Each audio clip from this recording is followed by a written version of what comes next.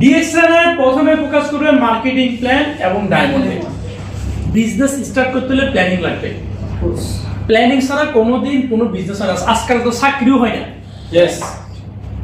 হয় চাকরি হয় না তো?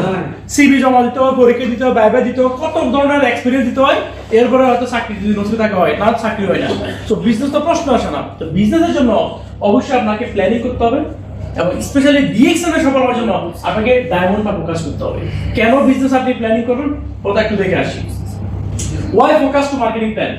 Business start from 6%. ডিএক্সএন একজন ব্যক্তি 6% থেকে দিতে শুরু করে। কত পার্সেন্ট থেকে?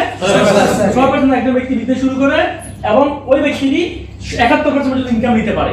6 to 71% ইনকাম আপনি ডিএক্সএন থেকে নিতে পারতেছেন। এই 6 থেকে 71% এর যাওয়ার যে রাস্তা এটাকে বলে মার্কেটিং প্ল্যান। ইয়েস, বিষয় বুঝছেন? আপনি প্রথম আসছেন, আপনার ইনকাম 10 টাকা থাকবে সাইফালদের মতো। আপনি 1 বছর শ্রম দেন, শিখেন, বুঝেন, জানেন, আপনার ইনকাম 1 লক্ষ টাকা হবে। তো এই যে 1 লক্ষ টাকা যাবেন, এই যাওয়ার যে নাম এটাকে বলে মার্কেটিং প্ল্যান। দেখি বলে মার্কেটিং প্ল্যান। এটা ভেরি ইম্পর্টেন্ট।